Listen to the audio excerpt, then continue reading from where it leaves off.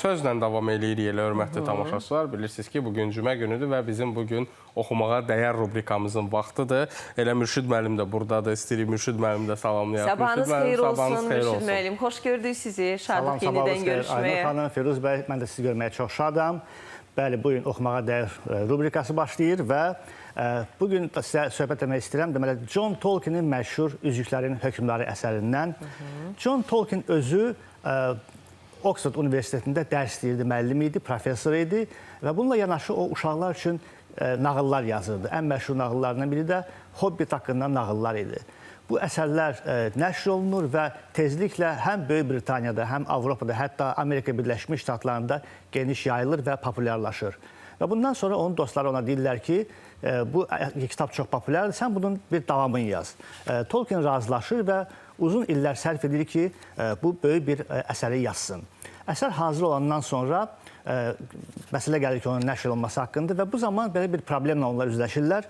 Təsəvvür edin, müharibədən sonraki vaxt və Britaniyada kağız qıtlığı var, ümumiyyətlə iqtisadi durğunluq var və belə qərara gəlirlər ki, bu böyük əsəri 3 hissəyə bölsünlər və ayrılıqda çap eləsinlər. Və beləliklə Üzüklərin Hökmdarı əsəri 3 hissəyə bölünür. Birinci hissə Üzük qardaşlığı, ikinci hissə İki qala və üçüncü hissə gördüyünüz bu deməli Kralın Qayıdışı əsəri olur və hər hissə də 2 kitabdan ibarətdir. Çox böyük bir nəhəng bir əsərdir. Və bu gün məhz Kralın Qayıdışı kitabını biz qalib gəlmiş tamaşaçıya hədiyyə edəcəyik. Və məhz buna görə də Üzüklərin Hökmdarı əsərini trilogiya adlandırırlar. Hərçənd müəllif özü bu sözlə o qədər də razı deyildi. Çünki onun üçün bu tam böyük, bütöv bir əsərdir. Hətta buna roman deyəndə də bəyənmirdi. Deyirdi ki, çünki bu bir qəhrəmanlıq epopeyasıdır, böyük bir əsərdir. Doğrudan da o uzun illər boyunca bu əsərin üzərində işləyib və burada çox döyüş səhnələri, kralların haqqında məlumatlar çox gözəl şəkildə ifadə olunub, təsvir olunub. Əsər 50-dən çox dilə tərcümə olunur və Tolkien özü də filoloq olub və məhz buna görə də o tərcümələrdə özü də yaxından iştirak eləyib və çox dəqiqliklə bu tərcümələrə nəzarət eləyib. Əsərlə bağlı burada xəritə çəkilib, çünki burada böyük ərazilər var, krallıqlar var, ölkələr var və həmin o xəritəni də məhz Tolkienin öz oğlu çəkib hazırlayıb ki, bu da bir maraqlı faktlardan biridir. Amerika Birləşmiş Ştatlarında ilk dəfə bu kitab dərc olunur, amma burada da bir qəribə hadisə baş verir, çünki ilk kitab pirat formasında dərc olunur. Bu da nə ilə bağlı olur? O vaxt müəllif hüquqlarında bir boşluq olduğu üçün bir Amerika nəşriyyatı heç bir müəllifə qonorar ödəmədən, pul ödəmədən, belə deyək, öz başına pirat şəklində bu kitabı nəşr etməyə başlayır. Lakin ondan sonra onlar Tolkienlə razılaşırlar və Tolkien rəsmi olaraq başqa bir nəşriyyatla müqavilə bağlayır və onlar kitabı rəsmi şəkildə dərc edirlər. Bu zamanda bir qəribə hadisə baş verir. Nəşriyyatçılar istəyirlər ki, kitabı tez bir zamanda təhvil versinlər və bunun üçün də kim lazımdır? Deməli, rəssam illüstrator. Çünki üz qabığı, kitabın üz qabığı və daxili şəkilləri çəkmək üçün.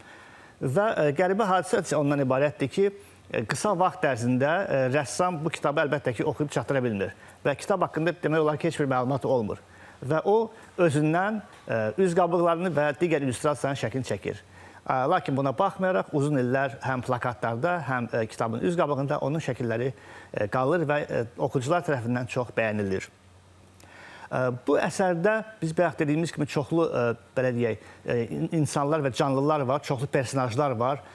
Orklar, elflər, cırtdanlar, hobbitlər, çox maraqlı, qəribə insanlar var və burada onların, kralların və digər insanların şəcərəsi, xronologiyası o qədər çoxdur ki, o qədər böyüdür ki, Tolkien bundan əlavə bir kitab yazır ki, orada bütün bu qeydlər özlərini göstərsin, özünü əks etdirsin.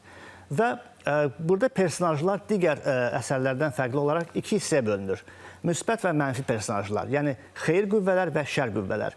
Və bir növ klassik ədəbiyyatda, klassik nağılda olduğu kimi Tolkien onu deyir ki, burada nəticə olaraq şər qüvvələr məğlub olacaq və xeyir qüvvələr qalib gələcək. Bu da onun bir fəlsəfi yanaşmasıdır kitaba qarşı. Çox maraqlı personajlar da var burada. Onlardan biri elə Hobbit Bilbodur. Baggins.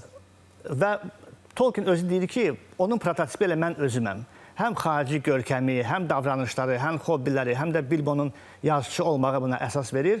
Amma Tolkien deyir ki, yalnız bir fərq var ki, bizim aramızda o da boy fərqidir. Çünki həmin o hobbitlər insana bənzər varlıqlardır. Onlar boyca biraz balaca olur. Yəni bir dənə fərqimiz odur ki, boydur. Digər bir maraqlı personaj da Gandalfdir. Bu cadugardır, müsbət xeyir qüvvələrinin təmsilçisidir. Uzun ağ saqqalı var, əlində əsası var. Onu da Skandinaviya mifologiyasından, deməli, Odin tanrısına bənzədirlər, onunla müqayisə edirlər. Ümumiyyətlə, deməli, Üzüklərin Hökmdarı əsəri özü müasir fantezi janrının ən möhtəşəm, ən böyük nümunələrindən biridir və hətta John Tolkien də bəzən məhz fantezi janrının atalarından biri hesab edirlər. Onun bu göstərdiyi deməli, işə görə. Biz burada üzüklərdən danışdıq. Sual da üzüklərlə bağlı idi. Üzüklər də çox mistik üzüklərdir. Onların da əsas bir ümumi üzüyü var. Digər üzüklər isə bölünür. Elflər, cırtdanlar və insanlar arasında.